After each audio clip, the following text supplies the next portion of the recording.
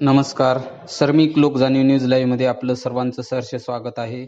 आपण पाहता सर्मिक लोक सामाजिक न्याय आणि विशेष सहाय्य विभागांतर्गत राज्य पुरस्कृत संजय गांधी निराधार अनुदान योजना व श्रवणबाळ सेवा राज्य निवृत्ती वेतन योजना आणि केंद्र पुरस्कृत इंदिरा गांधी राष्ट्रीय दिव्यांग निवृत्त वेतन योजना या योजना राबविण्यात येत आहेत.